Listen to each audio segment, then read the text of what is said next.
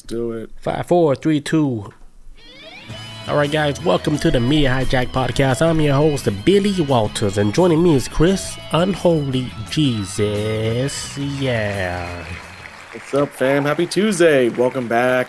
Welcome back, guys, to another episode of the Media Hijack Podcast, episode 196. Before we get started, if you guys want to get some official Media Hijack t-shirts, you can head over to the MediaHijack.com, grab you some official Media Hijack t-shirts. Chris got his on. You can get that model, or you can get this one right here. There you go. One of those or one of these. You can head over to the MediaHijack.com, grab you some official t-shirts. Also, if you guys want to catch a replay for this live Twitch video, you can head over to YouTube.com. I don't know if we have our Media Hijack name, but I got all the links for you guys down in the comment or down in the info. And then don't forget to rate, comment, subscribe, give us that 5-star frog splash. All right, guys, let's get started on this jam-packed episode tonight. All right, so the main topic, we're going to be talking about Syntergic Theory and the creation of experiences. So basically, we're going to be talking about a scientist, right? His name is Jacobo Grinberg. And this scientist, he went missing without a trace while doing one of his most important research experiments on the consciousness of the human mind, using like telepathy and the brain interaction like with reality. And then he went missing in 1994, which is crazy. So Jacobo Grinberg, he was a Mexican psychologist and a neuroscientist known for his work in consciousness, parapsychology, and the interaction of scientists and spirituality. He was born on December 12, 1946 in Mexico City. He gained a significant attention for his research in shamanism and his attempts to use science study and link it up with the whole mystical experience, like with the consciousness. So not only was he was a scientist, right? Like he had a background in science, everything, had a PhD in all these, science stuff. He also dabbled in shamanism. This is what made him different from all the other scientists. Okay. Yeah, he had a PhD in psychology. So he was really deeply into the nature of the human consciousness, and he conducted research that blended Eastern mysticism, the Mexican shamanic traditions, and modern neuroscience. That's wild. So it's like a man of spiritual faith combined with science. This is like right. But the crazy thing is, he wasn't involved in the spiritual or the shamanism before he pursued his career into neuroscience. Oh yeah, because he was a legit normal scientist from the start. Like he studied the brain and everything. He earned his degree in Mexico, and then he earned a PhD in New York. He did everything legit. Damn. So was he one of them scientists who were facts are facts and we can't change it. Nothing never changes, and we did not. Well, before he found spiritual type of side, I guess. Or right. He was just kind of your run of the mill science dude, Yeah. They never changes their opinion or facts. It just sticks. It has to be this way forever. This is the scientists I don't like. The ones that they stay to the book, right, and then they don't venture out into a different avenue of, hey, what could happen? Okay, if you're studying the brain, right, everything in neuroscience. Okay, what happens when you take a psychedelic? Does that change some variables in whatever you study with neuroscience, the effects of the brain, and does that affect your reality and stuff like that? Wouldn't you have to study medicine, a psychedelic medicine, to fully try to grasp the whole concept? Hey, what is the brain? How does the brain work? How does it function? When you take a certain psychedelic, why does the brain do this? Why are you seeing certain different, reality from your base reality? Yeah, I think definitely, man. If you're in neuroscience, you got to study the effects of chemicals on brains, and psychedelics definitely would be, I would think, be the first one to start looking at, because especially with psychedelics be triggering in people's brains and having people almost reaching the board, that line between life and death. The brain is reaching to that level. Exactly. It's bad. Yeah, you would have to study that. You would definitely have to study that. Hey, there has to be more to it than what we know in the books, right? If you're a real legit scientist. of course, you do your own regular studies, right? But then, like, if something comes into your study where it throws like a monkey wrench into the whole concept of reality or whatever, your consciousness, you have to pursue that, right? And you have to see, hey, why does the brain act this way using a certain chemical compound? And then, what's triggering it? Yeah, what's triggering and what's actually happening right now?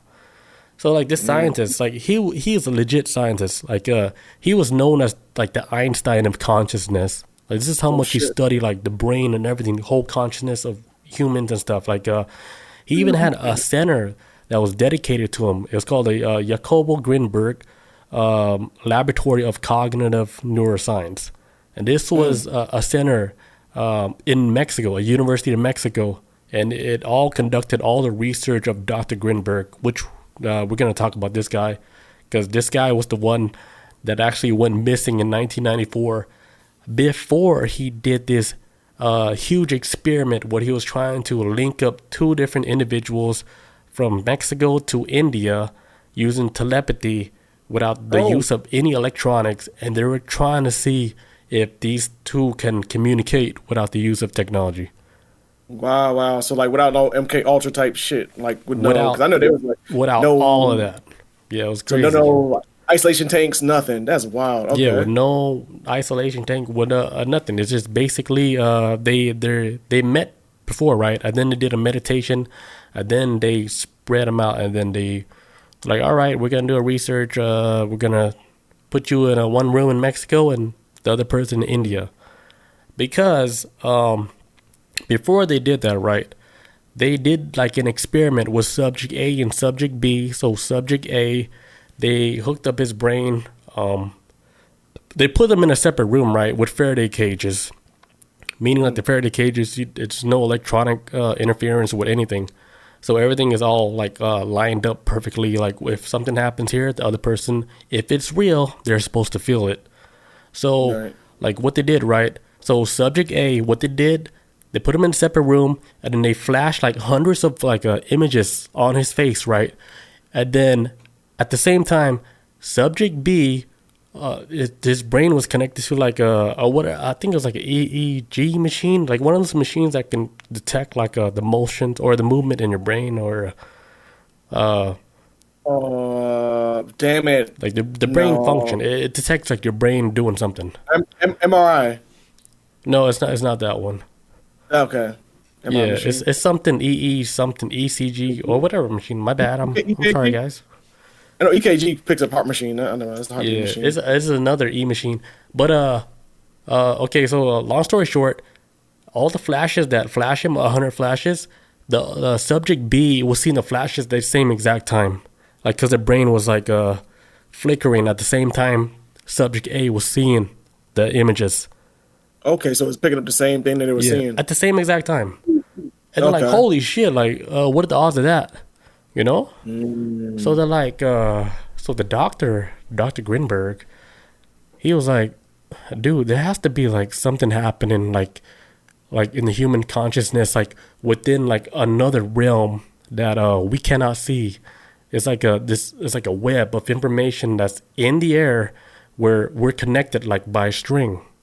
You know, the reason why I believe this because I have a story about this where I physically like went through this same thing, and this is why like this story like it really caught my attention, because when he said like these two people they experiencing the same thing at the same time, you know, I was like, holy shit, like this doctor he not only like experienced that, like he felt for himself too, because he did this own experiment like on himself. You know, where he had an experience like with somebody that was like, in a whole nother room, and then they did the whole test and they all experienced like the same thing. So they're like, holy shit, are we connected all in like a web, you know? Like a web, like a matrix web, basically, like a hologram. Damn, he took a risk doing that too, man. Because I know in science, it's supposed to be like as a scientist, you're never supposed to like test out the experiments on yourself. You're always supposed to like find a test subject, because how can the test continue if you the experiment and you kill yourself or whatever. So he took a bold risk, man. But I'm glad he got to experience it though firsthand. Like to Yeah, that's the real scientists, dude. They get out there, they get their hands dirty, they get in the field, and they do real shit, and they discover new stuff. Yeah. But shout out to all the scientists out there. I see you, Bob. Hey. Bob says, that's like when I showed you a reel in Instagram about meeting up in a dream. Yeah. She told you a reel about you guys meeting up. Oh, how you guys met up in a dream? Yeah, word. CT scan. Yeah. Yeah, it could be like that, right? Like, if you guys have before you guys go into a dream world, right? Do you all talk about, hey, we're gonna meet up at so and so place in dream? Then okay. When you guys actually go to sleep, you meet up in the same place in a dream world. Damn. And you can connect. Like you literally can connect to each other. Like, everybody's connected. That's the crazy part. And we don't have to fucking be connected by our phones or technology. We can do this already, like telepathically. This doctor, shit, man, it might be healthy. It might be healthier than using like Wi-Fi signals that's going through your damn head. You know what I'm saying? It's like all natural. This is right. Like this is like the whole Wi-Fi stuff. That's the hard way to do it. But of course it's easy to us because we don't meditate or nothing. We cannot connect with nobody. But have you ever like had an instant, right, where you thought about somebody? You never, like, you haven't even spoke to them in like years and years and years, but then out of nowhere they text you and you're like, what the hell just happened? But you thought about them on the same day. It did. It has happened like the same exact day within the same minute. It actually happened with you before years ago. Oh, shit. We did our last podcast and then we didn't do shit for a year, and then we started this podcast. But the day that you hit me up was like, hey man, like this is prime COVID. This is when COVID was like fucking blown up. The beginning of COVID, and I was thinking about you. I shit you not. I was like, man. I was like, damn. I was like, we just doing a podcast right now. We will be fucking talking about COVID like crazy. Dude. And then an hour later, if that, you text me. I was like, oh my god. He's like, oh, want to do the podcast again? He's like, you want to do the podcast again? I was like, yes, please. Dude, I still remember that day, dude. Because I was like, I was so nervous. I was like, damn, man, it's in my chest. I was like, damn, I want to fucking do this shit again. Like, I was like, damn, I don't know how to say it. But I was like, I was pacing back and forth that whole day. I was like, I don't know how to say this to Chris. Like, shit, my head is like, just say it. Just say it. But the worst you can say is no. Yeah, it was such a relief. But I was like, damn. Dude, everything like washed down my body when Chris was like, yeah, let's do this. And let's do this shit. COVID crazy as fuck. We got to talk about it. Yeah, I was like, shit, it is crazy. That was like in March when I think you told me, but January when it first started, I was like, man, where that podcast at? We got to talk about this. Dude, I was like, I was already feeling like 3 months. Yeah, that was crazy. I remember like, dude. Yeah, that's like one of the an example of like a connection. Like, we were both feeling that shit, and the connection was made, and then here we are now. Boom. But I had a few instances where like I was thinking about a person, and then the person did text me like 5 years later. I was like, hey, what the fuck? It's weird. Yeah, it's weird because it's just that one day, Right. I haven't heard from you. Yeah, it happened to me a couple years. Actually, I think the last time I had something like that was a couple years ago, where somebody messaged me out of nowhere, and I was like, I just thought about you yesterday, and it was just random. I don't know, my brain was going down through memory lane or what I was feeling that day, but I just thought about someone, and then they hit me up, and I was like, what the fuck? I'm like, why are you here? Who sent you? Who sent you? What does this mean?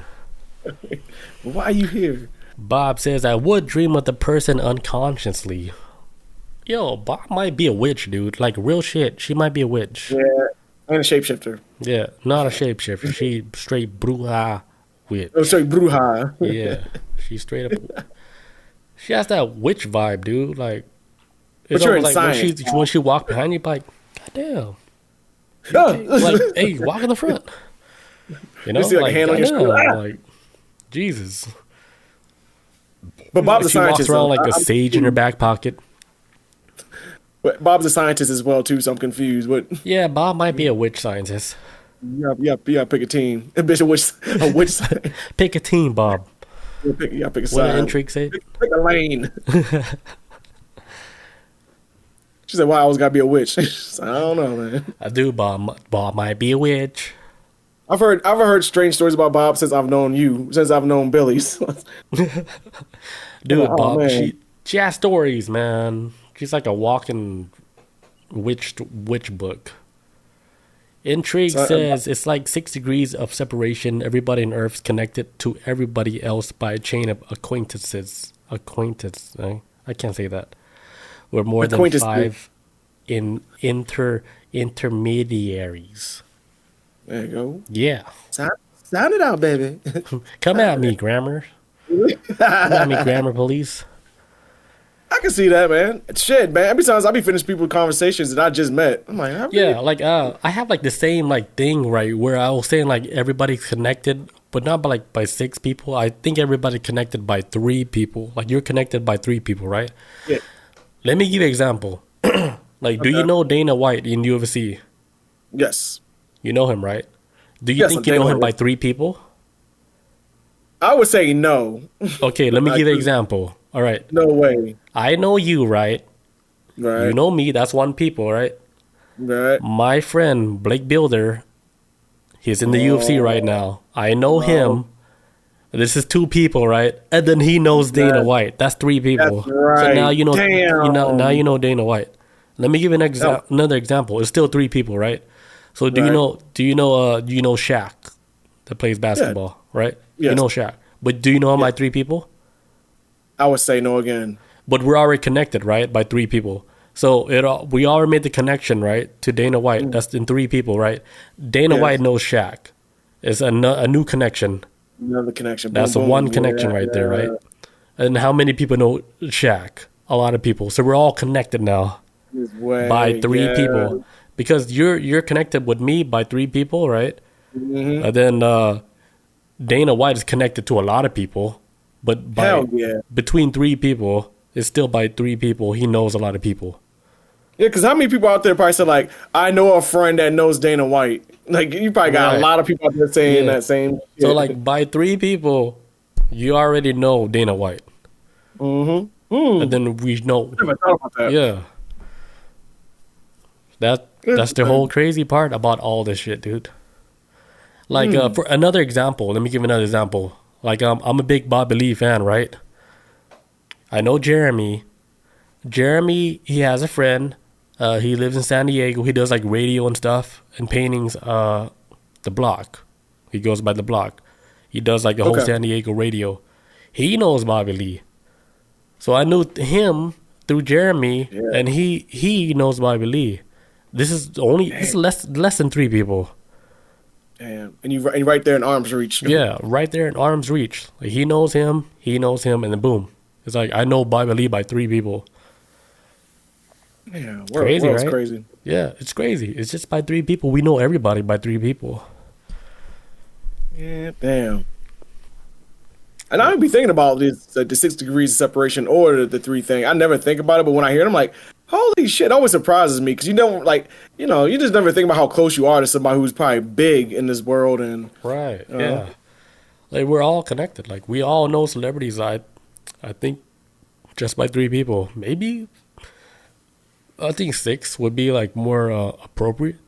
But I think that's that's like this ain't really a 3 thing. Like Razor Ramon, the wrestler, the OG wrestler.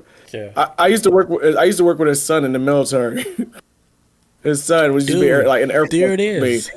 But his son got kicked out of the military, and I meant to bring this up on episode. He Spice. They call him smoking Spice on shift. Oh, and they got his ass out the military, but he was Razor Ramon's son. Yeah. Damn. So now I know Razor Ramon by 2 people. There you go. Because I know you. You know his son, and his son, yeah, basically that's his dad. Yeah. So by 2 people, I know Razor Ramon. That's crazy. That's the only time in my life I put a connection together. I was like, oh shit, does that make me? I kind of know Razor Ramon because I knew his son. Yeah, now I know Razor Ramon. Now he's the homie. Yeah. All right. So like back to the story before we continue. I'm gonna talk more about like his research, how he got into this whole thing with shamanism, because he was like a normal scientist, right? But then his whole perspective changed when he met this shaman lady, and I'm gonna tell you about this lady when we get back. So I'm gonna take a leak real quick and be right back, guys. All right, so continuing on this Dr. Jacobo Grinberg. All right, so you know how I was telling you how he's like a legit scientist, has a whole center dedicated to him. He was like the master of like consciousness and stuff, neuroscience. Like, oh, this guy's like a brain master. So his life took like a whole different turn. Excuse me, damn. But he met the. So when his research took a more interesting path was when he met a lady named Panchita, who was a native Mexican shaman, who was famous for the work she did, like as far as like being like a surgeon. She was a shaman, right? But she was doing surgeries with shamanism, with using just a knife, like a blade. Like, this is in Mexico.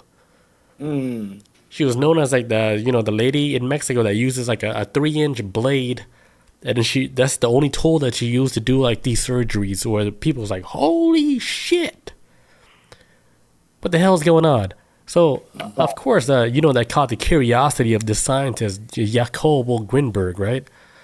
But the weird thing about like how he came across this shaman, he met the shaman at the president's house in Mexico. Like, it wasn't like just shaman just off the street. Like, this shaman was being used by like the president of Mexico. I believe it. I guess like a real legit shaman to do whatever they need to do. I believe that shit, because the reason why is because I know too that with the cartels, a lot of them dabble in that same world too, of having like a shaman or somebody nearby for like sacrifices or whatever to like help them, keep them in power and stuff. So I mean, that's just big, man. That's just like the culture. It's real. I think it's real, dude. They believe in it. Like, I remember we talked about the card. I think I can review it was your topic or my topic, but a while ago, probably about like last year or whatever. But a topic about how the cartel back in the day was like kidnapping people, and it was like sacrificing them, and then doing crazy shit with the bodies or whatever. All because they was like trying to basically kind of keep like the I guess the gods keep praising them with like, just success within their criminal empire type stuff or whatever. Something wild. Yeah, they're like, how far would you go, like, to sacrifice, like, whoever we want you to sacrifice so we can give you what you want, Yeah. So, like, the crazy thing is, like, Dr. Grinberg, he met this shaman at the president's house, and he was like, holy shit, like, okay, like, she might be a big deal. Like, what can she show me? Because his background is in science, It's not in no magic. Like, he's like, okay, magic. Like, fucking show me proof about this. Because I'm a scientist. I need proof. I need to see experiments like done. Like, I need to do experiments, and I need to see that done like in front of me, or you're just all woo woo. Like, whatever you're doing, it's all a trick. It's all magic. It's all like a slip of the hand or whatever. So like the lady, she told Dr. Grinberg, like for himself, like, all right, like, I can't tell you nothing. All I can do is just show you what I can do. And then he was like, bet. He was like, all right, show me what you can do. And then a lot of this stuff is like so outlandish. Like, if what I'm about to tell you is like stuff that doesn't even make sense. Like how this lady was able to do like these type of surgeries. So like, like I was telling you, like, she's not only a shaman, like she's like a surgeon at the same time. So she used this knife, right? The knife looks super janky. Like, it's just like a regular knife that you can find in your kitchen, right? Like, Dr. Grinberg, he saw this lady, like, use a knife and stuck it into, like, a patient, right? And then it didn't look like it was, like, going, like, in the stomach. But the lady, after she stuck the knife in the lady's stomach, she pulled out, like, thorns and stuff, like, at her stomach. Thorns and, like black pieces of, I don't know, like solid black pieces, like out her stomach. I don't know what she was suffering from. Like, she had like some type of disease, and she pulled all that shit out. Like, and the doctor saw it, right? The doctor, his eyes like, he's like, what the fuck is happening right now? Like, his eyes was like wide open. He saw that shit with his own eyes, right? like the knife going in the stomach, but it didn't go, like, if you look at it, it didn't go in the stomach. It looked like it was, like she was pretending like the knife was going in, because right when she removed the knife, the stomach was normal. There was no like incision or nothing. Right, He pulled nothing out like something out of this lady's stomach, and he was like, what the fuck? He's like, I'm there, I'm looking at it. How is that possible? Right. You know, so like it's like video. It's like a video of this, or there's a lot of pictures of it, and it looked crazy. It looked like she was doing like some crazy ass surgery, and the crazy thing, like about this, right? Okay, so this dude, this doctor, right, Jacobo Grinberg, he wrote like over 50 books. He wrote one book about this particular lady, Panchita. Is that Panchita? Yeah, Panchita, right? He wrote a whole book about when he met her, when he did all the surgery, and then you know, like he was saying like this lady, like she has to like tapped into like something like beyond like her own realm, because he studied consciousness and stuff, right? So like this dude is like, it's like, holy shit, like is she like hallucinating like when she's doing like these ceremonies? Because every time like she was done with a ceremony, right, the lady says it's not her doing the surgeries, it's somebody from a past, like she's being channeled by a past life, right? She says she's being channeled by an emperor, an Aztec emperor from a long time ago, and they've been studying like the ways they can treat people through like using like then this shit made so much sense to me, because I remember I told you, like, when I took a mushroom trip, right, I saw like when people were treating people for diseases, right, I literally saw like a scientist in a room where he looked up at a space in the air, and he pinpointed the disease, right, like through like some 3D shit, like right. It looks like what's that movie?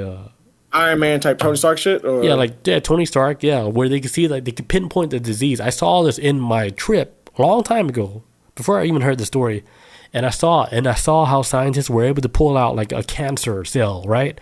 Like that was in like your body. He pulled it out, like boop, grabbed that shit in the air, took that cancer cell out, and destroyed the cancer cell. I was like, holy shit! I was like, doctors were doing this shit back then. Like they were able to like do surgeries like this.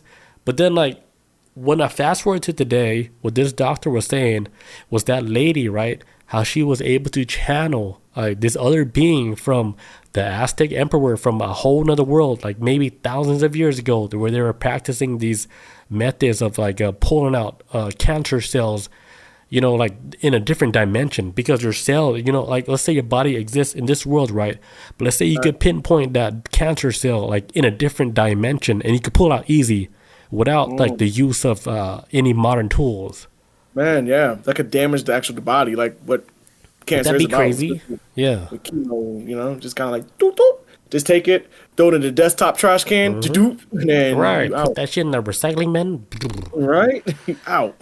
Dude, yeah, like when I was like researching this, I was like, holy shit, like that shit fucking, it lines up like to what I saw like in my own mushroom trip. That's why like when I was reading this whole story about this, I was like, damn, like this scientist, he was onto something a long time ago, before everything, you know? Right. Because he went missing in 94, so he was probably doing these studies like in the 80s, early 70s, the study of the human consciousness on like a psychedelic, because he never took a psychedelic until he met this lady, Panchito. She put him on. She put him on. Like, she basically put him on that shit, dude. And dude, this guy is crazy. Even before he met even Panchito, right? He did this whole study where he was able to teach a whole bunch of children, right, to read with their eyes closed. What? I forgot what they call that shit. Yeah, it was crazy. Like, he's already on that weird shit. Damn, I don't even know how you even. Yeah, so he taught them, like, he put a blindfold and like, hey, read this book, and they're able to read without sight. And that was like the first form of like telepathy, where he's like, holy shit, I'm coming so close to figuring out like the whole human conscious and telepathy and how everything works. And this is before he went missing, because he was close.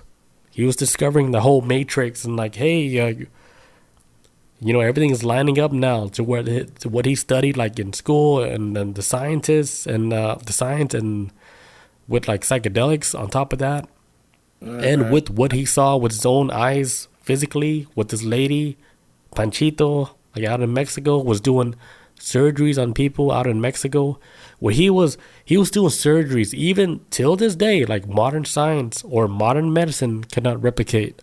For example, like replacing the whole vertebrae. Oh shit! You cannot do that now in science. I looked it up. I chat GPT that shit, and yeah, that's not possible.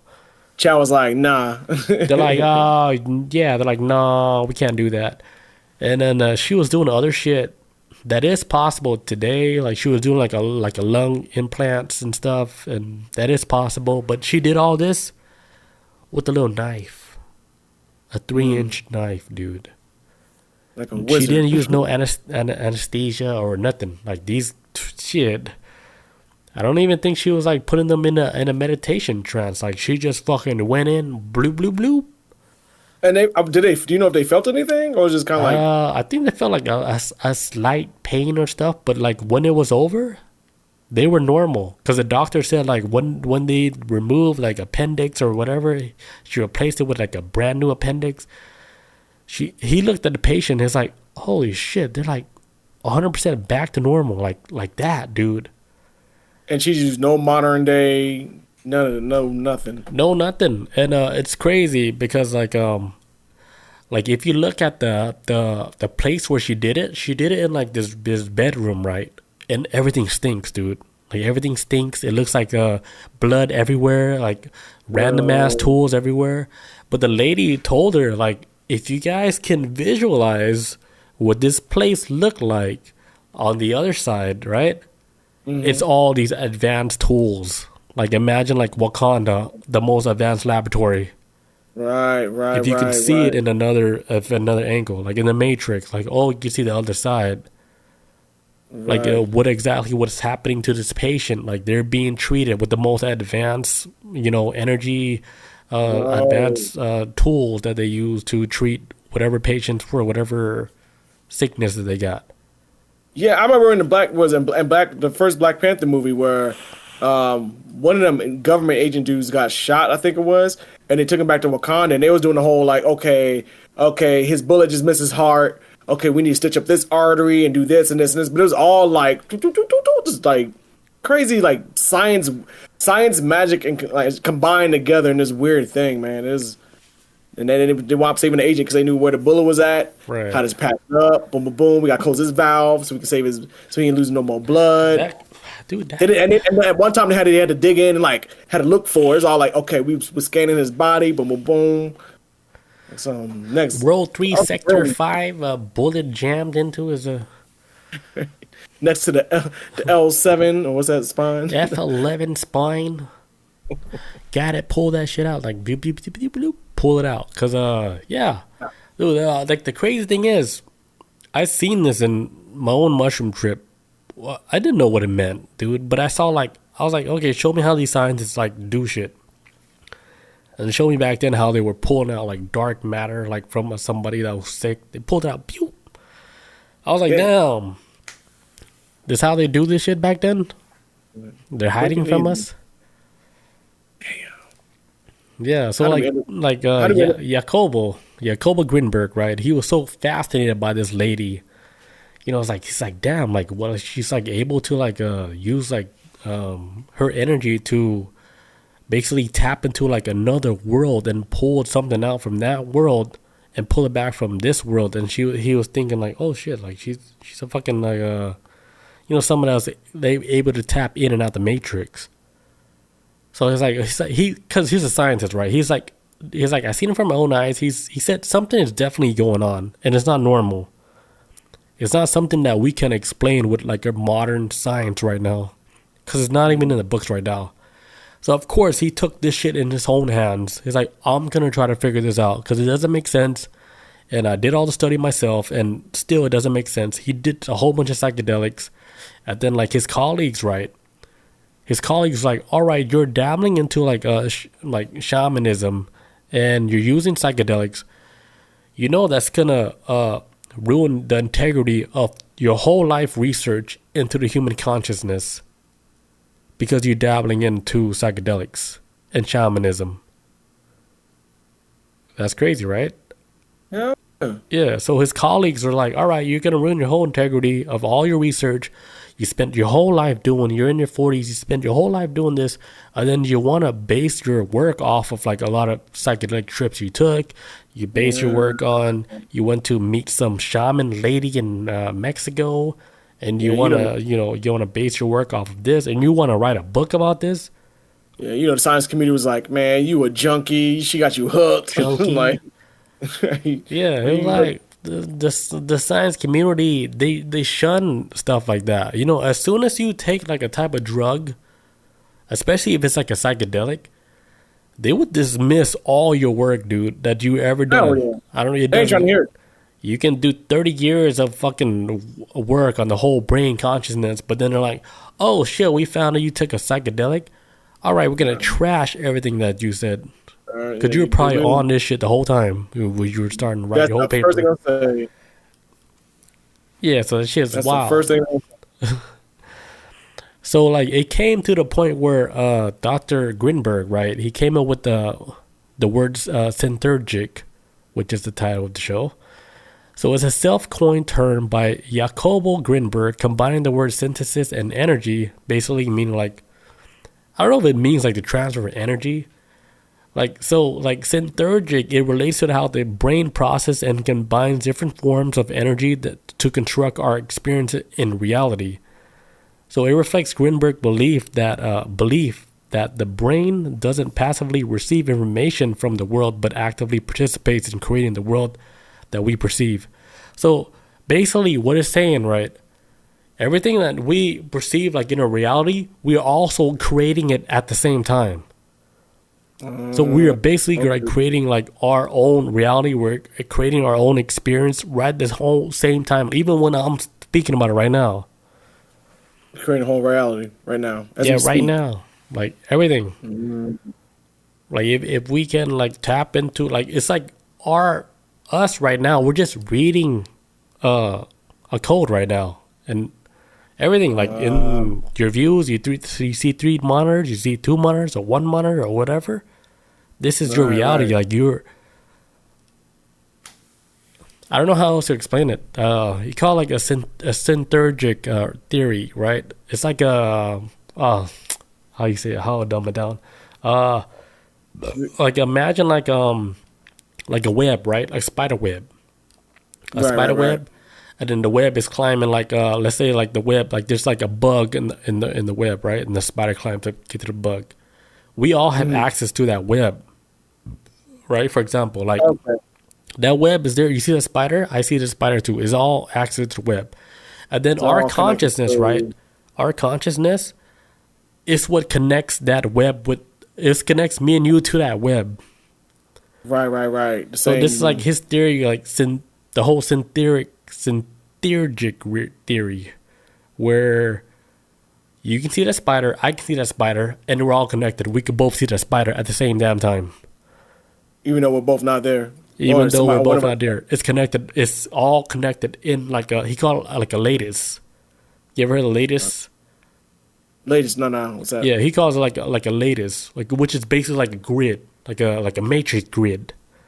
Okay, gotcha. It's so hard to explain. Yeah, it's like a matrix grid. He calls it the lattice. The matrix grid is connected to like our consciousness. This kind of reminds me of I don't know if it's exactly like this. There's a scene in the Matrix where Neo, the first Matrix, where Neo had he was just awoken, and this dude Cypher, he's like sitting on a computer, and Neo walks in on him while he's on the computer, like reading codes on the screen, all just green codes. Right. And Neo's like, "Well, what are you looking at?" He's like, "Oh no, these are just codes." He said, "You can't see it." And Neo's like, "No, I can't really see what these codes mean. Like it just looks like a bunch of numbers." He's like, "Well, I look at this code and I see like a beautiful blonde woman right there, and I see this. Like I see these codes because once you like know what you're looking at, then you can see past the codes. There's more than just numbers. You're seeing a reality built out of these numbers."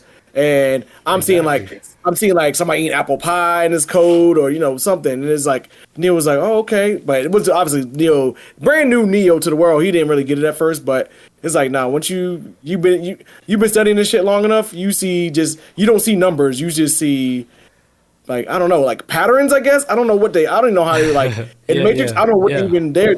I don't even mind sure how to even explain it in the Matrix. But it's like you see past the codes though in a weird way. I don't. Sounds like Yeah, that it's to so me. crazy, dude. Because like a long time ago, like when I was like a child, right? I was like, I wish there was like a reality where like UFOs are real and ghosts are real and everybody's gonna believe it. And then you fast forward to today, right? There's so much UFO, footage like out like in the open, and then the whole government like trying to say like, all right, yeah, UFO did exist and blah blah blah. And then you see a whole bunch of ghost videos. I don't know how much if those ghost videos are real, but it's almost like this reality is feeding into what like I imagined like as a child. Yeah, it's like it's building off of yeah, man. Especially with like Yeah. UFOs, man. Because even to I'm, like UFO stories to like I'm the same way with like how I feel with like UFOs to the point where a story comes up about UFOs. I'm like, it's just like another day now. It's like it's almost normal to have UFO videos where back in the 50s people were like losing their fucking mind over like Roswell and shit. Now it's just kind of like UFO spot in the sky, whatever.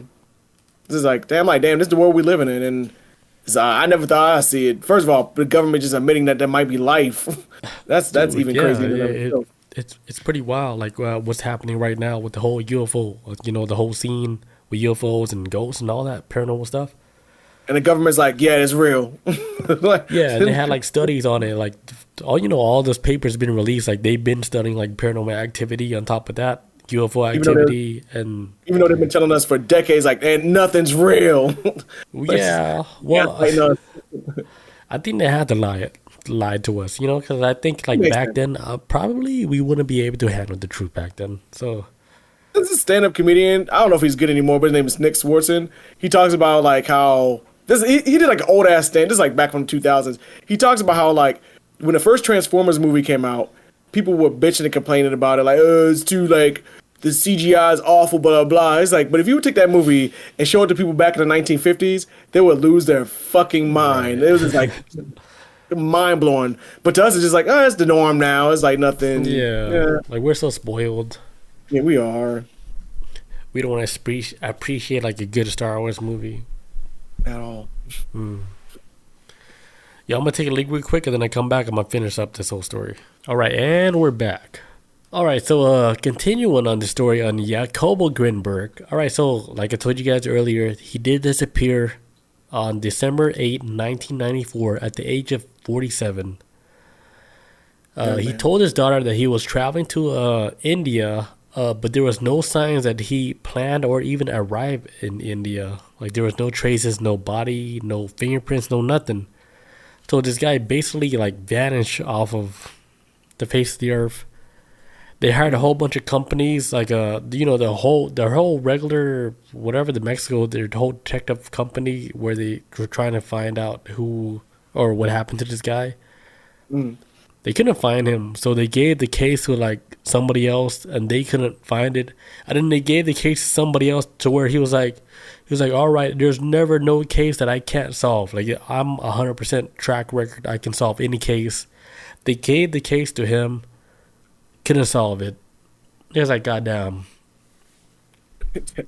Oh, that talk. you guys made me look bad, because I don't know where your boy fucking Jacobo Grinberg, I cannot find him. He's gone. And he told his daughters, like, hey, I'm going to leave and I'm going to go to India so we could do this experiment. Remember I was telling you they were doing an experiment? They're doing a telepathy experiment from Mexico to India without using no electronics. And they're trying to see, because they're trying to prove that everybody's connected in this hologram, right? Like this whole web hologram, whatever you want to call that shit, a matrix. We're on the web and we're all connected. He was trying to prove that. He was trying to prove like we're in a damn matrix, basically. He's like, we're in a hologram, and I want to prove this to you guys, right? He's like, I'm gonna have like subject B in India, and I'm gonna have subject A out in Mexico, and we're gonna prove this shit like way like in '94, right? Using satellites so they can pinpoint, okay, when subject A is experiencing this, subject B would, if it was happening, subject A, subject B would experience it. And it was all it was all supposed to be like documented with satellites in space. Because this is a scientist. He had reach. He had a pull. Yeah. He's like, all right, we're gonna do it. He's like, you guys pay me how much money to do experiments? All right, we're gonna take this shit to the next level. Like whatever, Mr. Beast money. This was like, this was before YouTube money. Before all the advertisements. This was like the doctor using probably his own money to do this experiment just to prove to scientists, like, hey, we are all connected mentally. Like, I can prove it to you guys. Like, send some money to India. I'm going to prove it to you guys. That we don't need no electronics, no nothing to prove that we can connect to each other through, like, telepathy, like, with our minds. Across the whole world, just using our minds, you can connect. And then what happens to this dude? So 4 days before he was supposed to go over there, he went missing. Gone. 4 days even before his birthday, because he was born December 8th. This dude went missing, completely off the radar, everything. And that's what made the story even more crazy, because this is a scientist. He was renowned for, his whole study and like neuroscience. Everything, had a whole center dedicated to him, and he just went missing off the radar. Damn, they made a whole documentary on this dude. It took like over 20 years to make this documentary. It's crazy. I'm trying to watch the documentary. Even till this day, I can't even find where you can watch this documentary. But AT&T and all them telephone companies was like, man, you ain't gonna put us out of business with your remote viewing shit. Like, you gonna take? Because I was like, we had telepathy. We would have we have a cell phone other than internet. Maybe it's like you ain't gonna teach nobody shit. Get that shit out of my face. But so like there was like a bunch of rumors that started to swirl around. They were starting to say like, okay, the CIA had something involved in his disappearance. First people I thought of. I swear to God. I swear everything I love. That was the first. My first already. I was like, CIA did it. Naturally, you were thinking about that? I swear to God, I was like, CIA did it. That's the only people. Okay. They're the only people I think that would go for these people. All I can say is lock your doors. If you thought about that naturally, maybe you might be on the radar. Red flag. This person, he might know something. So, so CIA, right? They were like one of the corporates of, his disappearance. They're saying maybe it's tied into the CIA, and I'll tell you later about it. But let me get to his wife. He had a wife, right? Okay. A loving wife. That he had one daughter with his wife, but like in the documentary, what I heard was that Jacobo told the brother that the wife might be fucking sketchy, because he was like, I feel like my wife is gonna kill me. I don't trust her. He's like, I'm just doing like my own research, but I feel like I can't trust my wife. And he told this to his brother, right? Okay. So, long story short, when he went missing in 1994 in December, the crazy thing about this whole story was that the wife, she drained the whole bank account way before that shit happened. Like, I think maybe 4 months before it happened, she drained the whole bank account, and then she canceled the lease on, I think they had an apartment. She canceled the lease on the apartment 4 months before the apartment was due, right before he went missing. And this was like back in the early 90s, which is like when you talk about receipts and stuff, it's literally, you have to go back and look at real receipts. It's not digital. Right. It's actually like she got a receipt from Home Depot. It was like CVS receipt. Catch me on this. What receipt you guys got? Like, oh shit, we fucking threw that shit away a long time ago. I remember those days. God damn, I remember those days. You threw your receipt. You was fucked. Yeah, like, so this lady, what's crazy about the whole shit, right? So Dr. Grinberg, he went missing in 1994. This motherfucker, his wife, went missing too. She's gone. They got her too? No, I don't know where she went. She disappeared too. And they're saying like she's a part of the CIA. She was part of this whole like system, like where she was trying to learn as much as she can from the scientists. And if when he gets a breakthrough, fucking bounce, like get the fuck out. Damn, she was an op the whole time. She was an op the whole time. This was the story. Yeah. Deep undercover op. Dude, the crazy thing about this whole story, right? It's like they made a whole documentary, and then they asked her. They asked the family. They don't know her. Like she still disappeared, right? It's like, hey, where you at? Where you at, Miss Grinberg? She's gone. So I left your voicemail. Yeah. So they called up the family, right? Because they're making a whole documentary about this whole film about Dr. Grinberg, and none of the family wanted to say anything on film about anything that ever happened. So, and then she disappeared. Nobody's even asking for her. That's why they're saying she might be a CIA op that was working a case, trying to figure out, all right, this guy might be too close to get to the sun, because he's figuring out the human consciousness, how it correlates to like the whole Matrix theme and shit, how everything, like in our reality, like we can make up anything in our reality if you can think about it. Let me tell you a story real quick. This is before I even went on this whole story about how, I came across like Dr. Grinberg and stuff. I had my own experience, like my own manifestation that happened. And I'm going to tell you about this shit. This is real shit, dude. True story. It's not going to sound crazy. I know I'm feeding into like it sounds something crazy, but I'm getting hyped. So I was driving home, right? Driving home, right? I was listening to a podcast. The podcast was like, "Hey, you can manifest your whole reality. Like, just think about it." Like, the lady was saying, like, it's not bullshit. Just think about your reality. Whatever you want to do, think about it. It would appear in front of you. And I'm just listening to this podcast. I was like, okay, this podcast is crazy. I'm driving home, right? And less than half a mile, right? In my head, while I'm listening to the podcast, I was like, all right, I'm gonna manifest a blue truck. I was like, what are the odds of me seeing a blue truck before I hit my neighborhood, before I turn in my neighborhood, right? So I was like, there's no way I'm gonna see a blue truck. This is crazy because I'm about to turn already, right? Yeah. So I was driving, right? I saw a truck coming. I was like, all right, I'm not gonna see a blue truck. But then the trailer, all blue, a big ass blue trailer, almost in my face, dude. Yo, you overdid it. It was right before I turned into the neighborhood, and I saw a big ass blue trailer. I was like, God damn, can you not be more obvious? Right, you were too big. And then what's more crazy, when I turned into the neighborhood, right when I hit a stop sign, a neighbor has a blue truck. A blue truck that I never seen in my whole life. I was like, this neighbor has a blue truck now. And I was like, calm down, universe. He got me with that big ass blue 18-wheeler truck.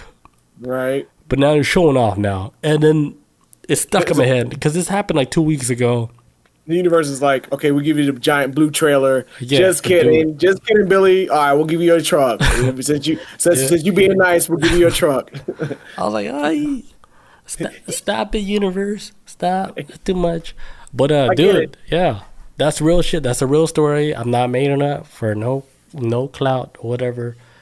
Because this was before I even read all the story about how this guy was talking about, how like we can. Whatever we think our reality is, you can project your reality into something that's real. Like the whole manifestation shit. Like it does sound woo-woo, right? Because so many people talk about it all the time. And if anybody's listening to like this podcast and then they're driving right now, ask yourself, give me that blue truck, right? Say, hey, show me that blue truck before I get home. And if you see that blue truck, especially in your own neighborhood. You're welcome. Man, that was crazy. Wild. That is like it's like lucid dreaming, but in reality. In reality, there it is. That's all it is, man. I can lucid dream. I don't know what I can do about this reality. I can lucid dream though. I can lucid dream like a motherfucker, but I don't know if I can control this. There's too much going on. Yeah. Every time I hear you talk about it, I get so jealous, dude. Because I want what you got. I want to have a blue truck. Like, I can't do that. You're more advanced than me, man. No, like I think we can both do this. Work together. Like right now, like shit, drive home and then just test it. You know, like all right, I'm about to make just one left turn. If I see a blue truck, then shit, that might be. I hear you. I hear you. Yeah, because it happened before I turned in the neighborhood. I was like, all right, no blue truck. And then I was like, no one's going to believe this. And it's this huge. It's not even like a little tiny truck. And then before I turned the neighborhood, another blue truck. I was like, no. Where? See, that's not even common for have blue trucks. They're listening. It's like they're listening to me. Damn, control reality, man. That's some Neo shit for real. Yeah, dude, I think like this dude, Dr. Grinberg, he might be like on like the precipice of finding out like our reality might be like a simulation, dude. A hologram, one big hologram. And they're saying like his theory, the Syntergic Theory, like with the whole like space, invisible space, like the most purest form of space mixed with that with the lattice, what he was talking about, which is like the matrix. He mixed like the matrix with like the purest space like in science, and you put those two together, boom, you got like Syntergic Theory. And you know, like basically we make up our own experiences like in our life, okay, that we don't know. And another theory, like beyond like him being kidnapped by the CIA, they said he might have transcended into like another realm where he physically went, you know, rogue and disappeared, and he was gone.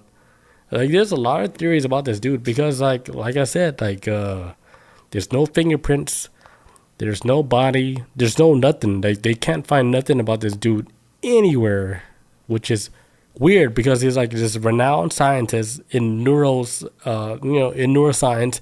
And also what's crazy about this whole shit, remember I was telling you about like he had like this whole center for like neuroscience and where people were doing studies on the brain and stuff, like is a whole area dedicated towards him. Mm-hmm. As soon as he went missing, dude, that center, that whole facility, like it disintegrated. Like nobody, like the whole study at that center was gone. Oh, so they pulled funding from it and they stopped the whole research? They pulled everything. They shut the whole shit down. Damn.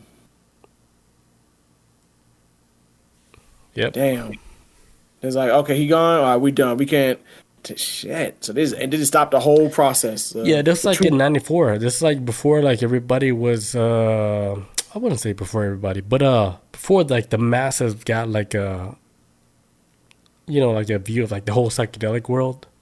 Right. Because even in '94, even if you were in psychedelics at that time, it was still like a strange substance, and nobody would believe whatever the fuck you said because it's still woo-woo. Especially in '94. Man, it's so frowned upon right now. So '94, what was that? 30 years ago now. Man, it's still looked at as kind of like as a weird. Back then, I can really imagine, man. Shit. People still thinking everyone that was gay had AIDS. That was a weird time. Yeah, 90s, AIDS. 80s, yeah, right? AIDS was like you got AIDS. Yeah. Like, people just was weird back then. So yeah, I can see back then if you was on psychedelics, like, oh, you a fucking weirdo, hippie, junkie, whatever the hell they were. Damn hippie. Yeah, nobody would believe none of that shit, dude. They wouldn't take it serious, especially like, oh shit, I took a drug and I saw the other side, and shit was like a grid. We're all living in this fucking matrix. Like, shut the hell up, Donnie. More people are waking up to psychedelics, though. So there's a whole lot more. It's like today, a movement right now. Weird. I think that's why they can't hide it no more. Like they can't hide none of that. They can't hide this whole spirituality shit. They can't hide hide UFOs. They can't hide ghosts. Everybody has a camera. I know a guy. He said I know a guy who's in the military right now. Was telling me stories about how He said, "Man, everybody microdosing right now in the military. They can't. Ain't nobody catching that shit either. It's just and even if they weren't microdosing, they don't. It's not designed to even. I mean, I'm not gonna catch up to that shit. So everybody's experiencing a world outside of this now. They see at least something a little bit different than what we normally see with our own eyes. So, okay, let's go. But yeah, fucking Dr. Grinberg, man. I don't know where he is right now, but he's in a better place. He's in the beyond. A lot of people talking about him right now. Really? I think so. Yeah. Because he had the whole like Matrix theory a long time ago. Like, hey, we might be living in the Matrix, dude. Man. He didn't say like the Matrix. It's like we're living like a hologram. I can see it, man. That was like, 'cause I know like at least if you like how pop culture was, especially when it came to like anime, like in the 80s with like it was like anime and then like other like American like products and stuff was like with like entertainment and movies and shit. Because I was like 80s was like cyberpunk, like technology's gonna take over, implants, blah blah blah, blah. And then the 90s is more like the internet. Because by the end of the 90s, when we hit Y2K, that's when all hell broke loose. Where everybody's like, oh my god, the internet is just like this massive worldwide web where we can connect. But before then, the talk of the internet was always just like this weird, like almost science shit. Like have you ever seen like Lawnmower Man or any some type of like 90s movies, like movies Hackers? It treats like the whole internet as like a wizard type thing, and not as it's almost unrealistic in the movies, but they treat it almost like magic, how you can just hack into shit and just control stuff. And this is before we even was living in this world where you got Google at your fingertips and stuff. So right, there's a lot of people that have some thinking heads and writers that want to push the idea out there, like, hey, a possible future where we live in this technologically advanced world, and what we haven't even gotten there yet, and they've been on the mark, man. How even Star Trek was rocking cell phones like back in like 60s, man. They knew what was up. Yeah, Star Trek was ahead of the game a long time ago. Way, man. Yeah, this shit's wild. All right, so that's all I got for Dr. Grinberg, Dr. Jacobo Grinberg. Good shit, man. That was a good one. Yeah, he's still missing till this day. Yeah, he in a better place, probably. But yeah. All right. In digital heaven. You got another story? Yes, I have a quick. Actually, what time? How long we been doing the show? We at right now? I'm gonna take a quick break, and then we get to your topic. All right, guys. Be right back, guys. Study Time TV, bro. What do you think about using clones to save live organs? Oh, I understand the necessity. If it ever came to that point, I would understand the necessity of that. But from a moral standpoint, I think that will be hella wrong, especially if the clone is thinking and breathing and living. Now, if you're just making a clone that has no consciousness and is just there for spirit body parts, that might be one thing. But if they're like a thinking, functioning clone, I don't know how I feel about that, man. That's my take. Yeah, that's such a sketchy question. Right. But I understand the value of it if you're having a spare organ on the side. Definitely, there's a huge value in this. But if it actually is possible to do that, I don't think a lot of people would like that. I wouldn't want to do it to my clone. I'd be like, look, continue my legacy. Be me. Be me after I'm gone. I don't need your organs. Be me. Just work my shitty job and then just, keep living my life, I guess. Be a superstar like Kanye, you know? Right? Be better than me. Be like Kanye. And have his wife's boobs everywhere. Break all the rules. Right. Right. Make your own reality. I think that's what it comes down to. Just break all the rules. Study Time says you think it's not ethical and it's not honorable because they have consciousness. Yes. Yeah, I think that's where it gets really sketchy. Like when there's consciousness like involved and all that. Like and they're self-aware. I can't do this now. Yeah, like dude, imagine you're able to like clone somebody, right? And then they able to get the whole consciousness like tapped into that clone. How scary that is. This is the show. Might be nice, but it's scary, dude. This is this anime show called Invincible. They have like these pair of villains on the show. They're called the Mauler twins.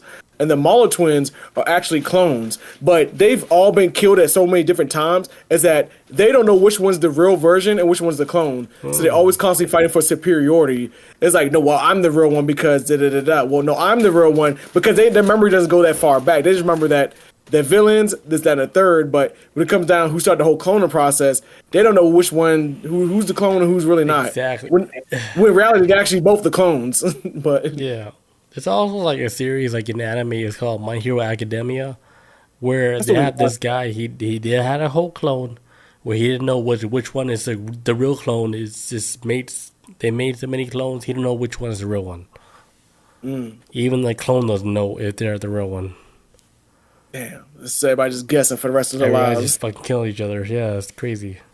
That's wild. All right, next topic for the night. All right. Hey, what do I got here?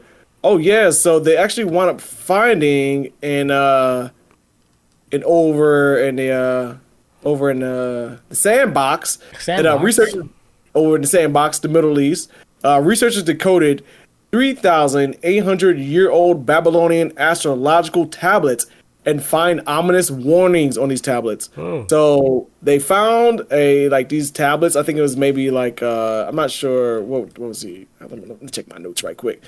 It says nearly 4,000-year-old Babylonian tablets have long held eerie warnings that went undeciphered. But now archaeologists have revealed that these ominous messages include dire pronouncements like, when the moon fully slips into the earth's shadow, a king shall die. So yeah, over in what is now modern day Iraq, back then it was known as this ancient city of Sippar.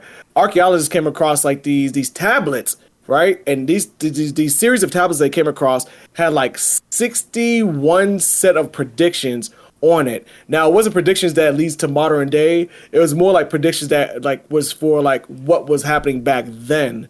So it wasn't no 9/11 is getting hit by a plane type shit. It's more of what they was predicting for that time period and how the society back in Babylonian times, they kind of had especially as a king, you kind of had move with the times and kind of go off of what the prophecies were saying, which were being read by these prophets that kings had by their sides.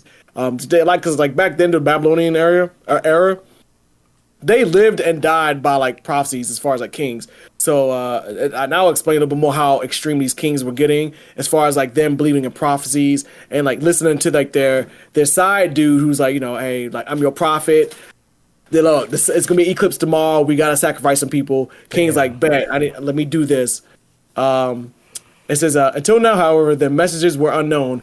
It's only thanks to a pair of archaeologists that approximately 61 chilling predictions have become clear. It says back in the day, and this is how serious it was back then. It's back in the day, right? When these omens were being predicted, a lot of these kings would actually have a standby king, a side dude who's hey, if shit's about to pop off with an omen. Right? And they want to get a king to come in, right? And say if there's an omen coming up saying a king needs to be sacrificed, the actual king at the time would actually appoint a false king to replace him for the time. So your job as false king, your job is to basically be there to die for these omens that are about to come in. And after you get killed, then the original king comes back into the mix and then acts as regular king accordingly, just to dodge an omen. Damn. So and so they had wild shit back then during Babylonian times and they said whoever was the false king and that was your job, if your king was hey, look, false king, we got a omen coming up and I need you to take the omen says that the king has to die. It ain't gonna be me, so that's why you're here. Your entire existence is to be my my death. You basically be there for me when I'm supposed to die. And so yeah, so they was that's how I was doing sacrifices back then in Babylonian times, at least with specific parts, I guess. It says, based on archaeological evidence, these tablets were likely inscribed in ancient Sippar, which is now modern-day Iraq, sometime during the 17th and 18th century BCE, which is before Christ era, which I looked that up. I was BCE? But now BCE was just back. This is back during Stonehenge era type stuff. This is way before Jesus was ever the man and they was making bumper stickers of his name. So, yeah. So, yeah. It also said the Babylonians also built their famous Hanging Gardens, which I need to look that up. I didn't even hear about this before until I read an article about this, which is also one of the 7 wonders of the world. So the Babylonians, they're like nothing new to like this type of mystical, spiritual world of like omens and occult type level stuff.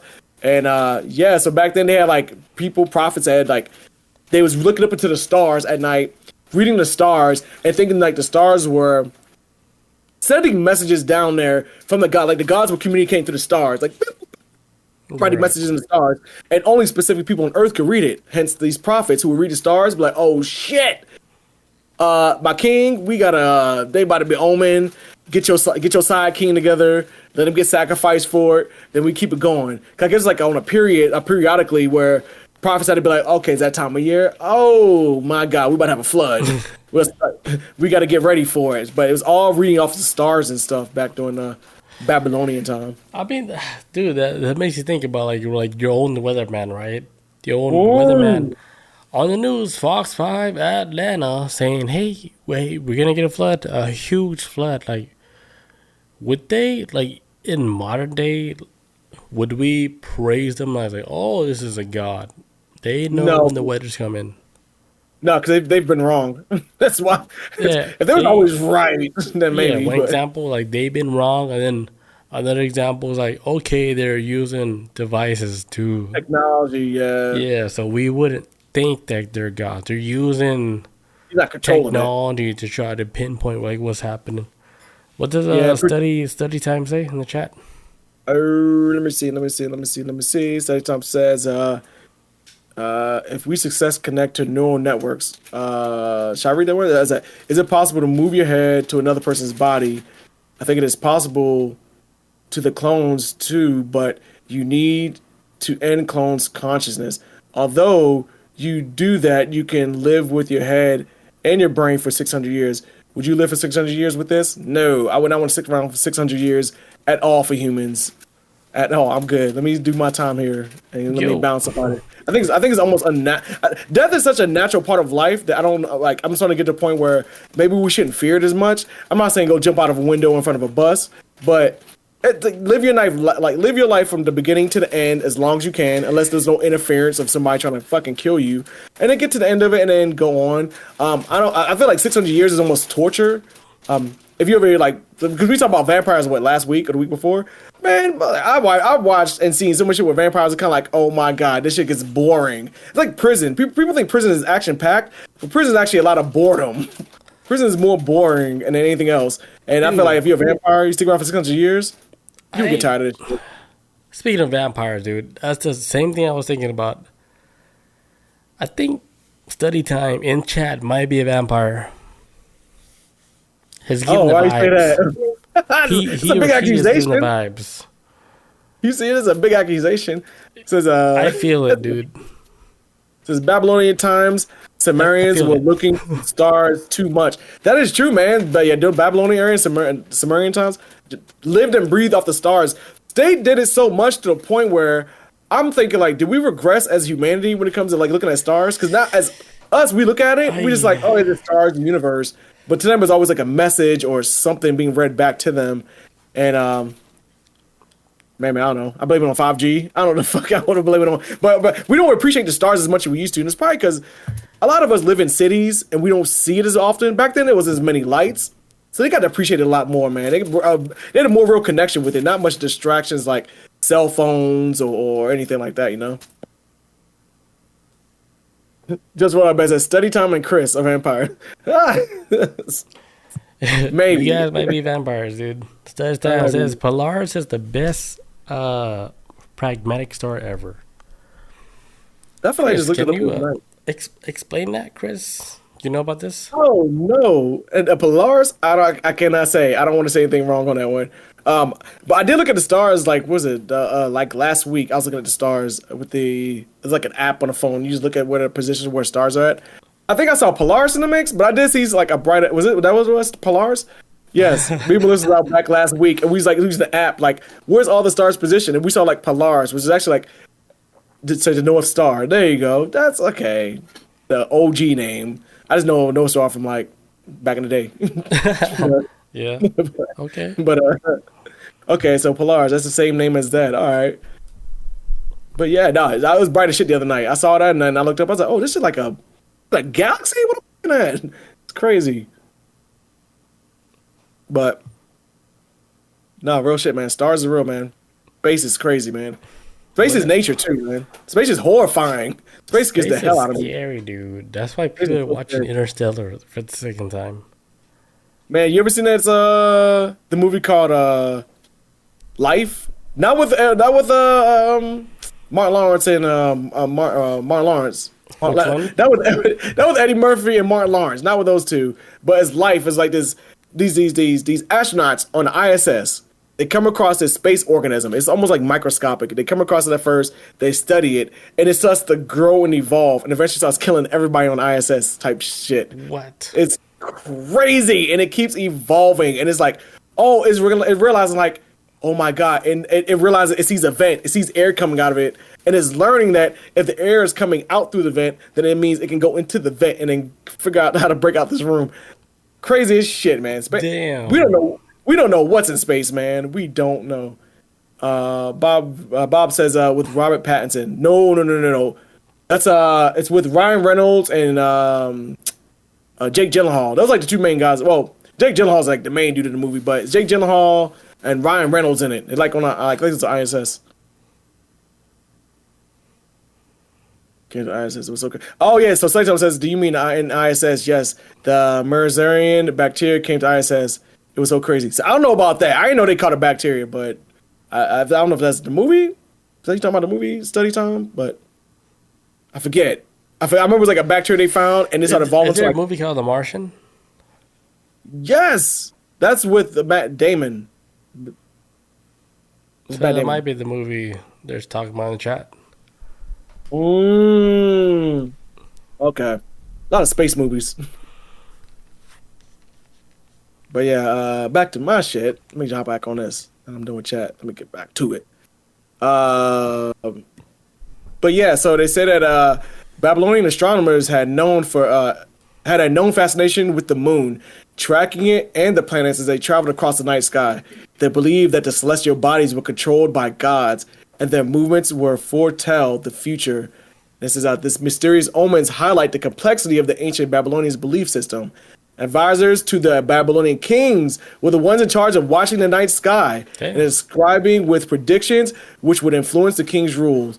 And so they actually have like not all, because so right now these archaeologists who just discovered these tablets, they're actually still going through the process of studying what these predictions they had back then. They see that there was like around like 61 or 66 predictions, but they've only cracked a few of them. So they're still working out through some of them.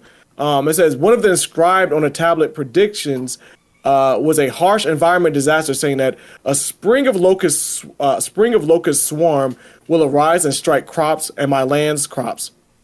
There will be death and flood. So that was one of the things they found on the tablets. So maybe they've experienced it back then. And after the fact, these tablets, were written by these people that was very close to the king. But it also says warnings are more specific, such as one that reads. And this is kind of like this is like a very cryptic one. It makes me think like, was there a zombie virus that broke out back then? And then what happened? Because it talks about like a dog will go mad and nobody whom it bites, whether male or female, will survive. So what was going around biting people back then? This is what they was predicting in Babylonian times. Like someone's going around is going to eventually start biting people and go wipe out everybody. So that was another prediction they had. And another one says demolish cities, city walls, my city walls, the walls of our city. It says yet another prophecy saying that a king's brother will seize the throne in a revolt. Saying like cities were going to collapse, and whoever's the king at the time when they made this prediction, their brother, they was predicting like, hey, your brother's going to turn on you and revolt and get other areas of your kingdom to turn on your kingdom and basically kill you. So that was a prediction they was coming out with back then. So like I said, it's not the modern times, like as far as predictions, like Nostradamus or anything, but it was more like predictions that was given to the king, like, hey, you need to know how to navigate as a king because these prophecies can or will make and break you. And if the people believe it, you got to believe it. And then we got to go along with each other because shit, people's lives depend on it, man. People got to eat crops and shit. So yeah, so they still trying to decode all these tablets right now. They haven't done them all, but they're still they're cracking all these tablets. Like, what the hell? What was back then? Like, talking about floods, because they actually even talk about one of the tablets about how one of the gods. I don't have his name up here. I don't think I put it in my notes. But there was like a god that was like the god of storms that they always kept bringing up a lot of these tablets too. That was gonna like wash away like stuff. So I guess like it was an area full of floods back then, and then maybe they thought it was a god doing it, or maybe a god was doing it, but. Yeah, they got like on record of a god supposedly coming down and just wiping out everything in a flood. And then it was always doing it on behalf of the king if the king did everything right. If the king abide by the rules of like, hey, like omens, sacrifices, you get floods, well, whatever. There was a lot of shit going on these tablets and stuff. Like, what did you say? The Egyptian civilization was based on crop production. 10% to 20% less production was making hungry too much, I think. Yeah, I can see that. The 10% to 20% less production was making hungry too quick. Making hungry too much, I think. Yeah, not enough mouths to feed, man. You know, I just found out the other day what the max population of Earth can hold. Random, middle of the night. I was laying in bed, I couldn't sleep. I was like, yo, what's the maximum population Earth could have? I just thought about it, and I looked it up. What they say? 9 to 10 billion, and that's and we can only maintain that population of Earth if we have advanced technology, which that can feed everybody, and we would actually have to convert to actually start using more solar power stuff and more advanced technology that would keep us from burning through our resources. Thumbs up. Because I think like, oh shit, did it again. Thumbs up. Let's go. But yeah, it actually says like while I was reading online, it said like, okay, advanced technology could actually help us maintain 9 to 10 billion people on Earth if we stop, like if we don't use so much of our resources, we kind of create an alternative resource, a more healthy resource.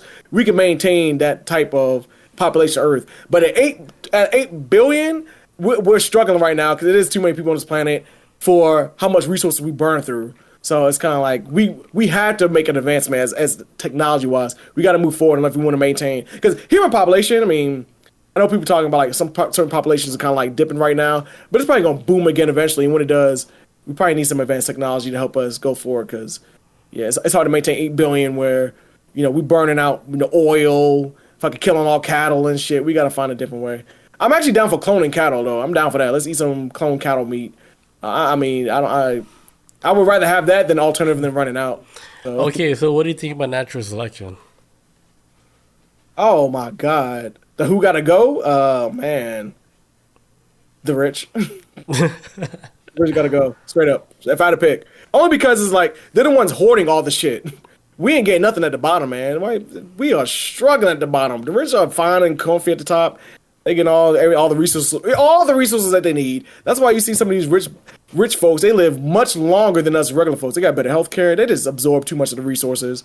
I'm always gonna side with the general population because we're good to start all over from ground zero. What they say? Are we good to start from ground zero? Are we good to start all over from ground zero? As far as like going back to like caveman status, or yeah, caveman status. I think we would do better. Well, fuck, I don't know, man. Oof, yeah, it's hard to say, man. It's tricky. Yeah, it's very tricky. I feel like we're more advanced than anybody else ever in history before us, but at the same time, we kind of like lose our connection with nature. Like, how many people can start a fire? You know what I'm saying? Or hunt or something. It's different. Yeah, I can't start a fire. I could probably start a fire and maybe hunt, but I don't know what's good to eat. That's my thing. I don't know if I feel like I'm gonna end up like that guy on what's that damn movie? It's a guy who was like some rich dude. He like went off like in the wilderness. I think it might be called Into the Wild. Went off to the wilderness because he's like, I'm sick of this rat race life, and I'm tired of being rich. Yeah. I want to live off the earth. And he like ate some mushrooms and died or some shit, Study Tom says, actually, I believe 120 billion people can live without starving with using all the land mass farming. We are starving because our governments don't sell land to the people. That's facts. Governments have too much land. That's true. and they don't sell it to people, including forests. Yeah, the government right now is actually trying to like start taking away like national wildlife parks. They try to take all this shit. Well, we ain't trying to leave nobody because they know the value of anything in this world on this planet is the land. You get the land, you can control whatever the hell you want. The people come secondary, so that's why they miss it. That's why they like abuse it and use it and everything with like fracking and drilling and stuff because they own it, they can wreck it, but at the expense of the people by creating earthquakes, I'm good, man. We need to find a better resource. Like, man, use the damn sun. The sun's gonna be around for another 5 billion years, man. Make technology that we can use from that and not so much from here, because still gotta live on this shit. So, but I don't know. I'm no expert on this. This is something I've thought of at times. I really don't know a solution to. That's because we got guests. Yes, some dogs in here. Okay. But yeah, that's all I got for that story. For the Babylonian omen tablets, they just discovered these tablets in August of this year, so they're still gonna kind of keep trying to crawl through it. I'm actually gonna look up the Hanging Gardens though. I feel like I've heard of it and I haven't at the same time. But yeah, it's like another Babylonian spot that was built, and it's a 7 wonder of the world. So I'm actually probably gonna look that up and see if we can use that as a topic in the near future. Does like Billy Carson have anything to do with any of these studies that you're doing? My bad. Are you talking about as far as with the Babylonian? No, I did not see Billy Carson's name pop up in this at all. I don't know. I wouldn't be surprised if he's talked about it though. But this is something I just stumbled across on my own.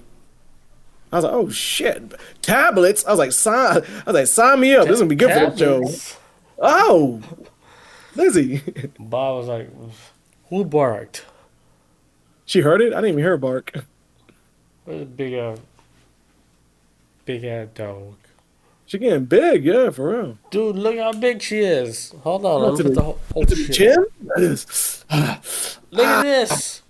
Look at this. Yeah, look like Chicago dog.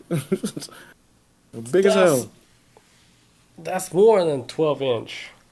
And Dachshunds always have giant paws for their size. They always got big paws. Whoa, yeah. Big paws. Huge. One more time. Daisy, chill. Look at this shit. She's so calm. How she ain't like trying to fight. She's like, look at this. Rewind. I'll chill. You wait it?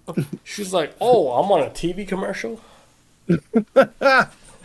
Karina dog child. She just went running. Whoa. So something says Singapore is going to use Australia's land for sun energy production. They will transport energy with too much cables under the ocean. Ooh. Singapore is Singapore is a very little country. Why they choose Australia? I would say I'm no expert on this. The only reason why I would think they would choose Australia is because Australia.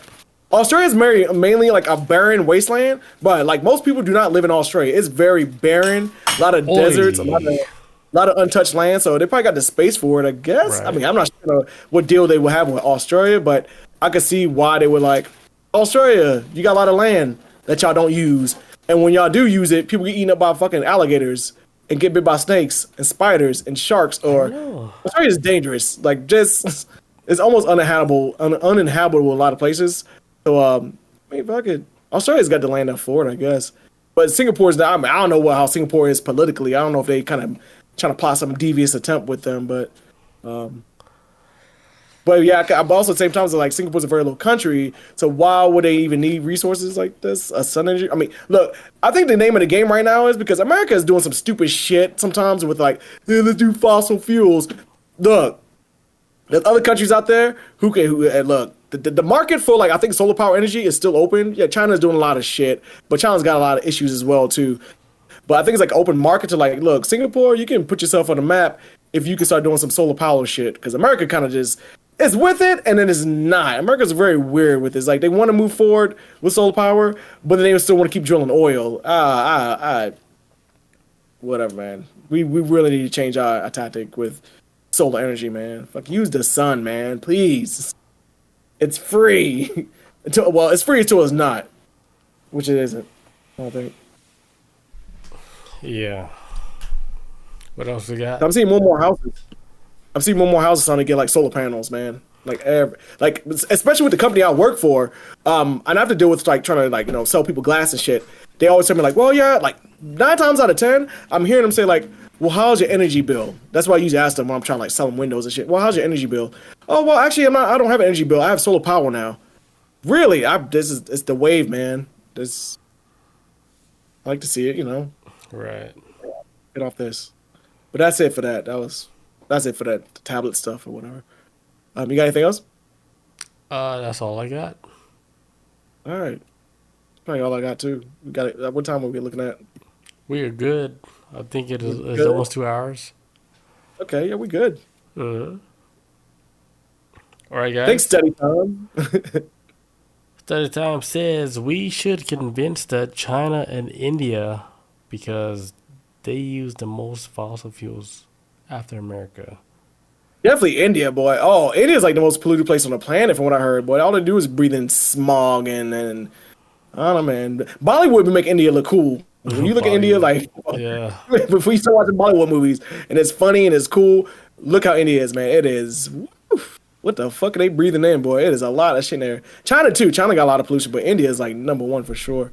Awful, man. Yeah, that's it. That's wild. All right, guys. Thank you guys for joining us tonight on the Media Hijack episode 196. Catch us next week on Tuesday. No. On Twitch.tv. No, week after that. What you got? Week after that. I can do next week, so week after that. Oh, okay. The next week after next week. The week after next week. We'll be right back. It'll be September 10th. Damn, September. All right, so we'll be back September 10th. All right, catch you guys later. Peace out. Adios. Hey, see you guys. Be safe.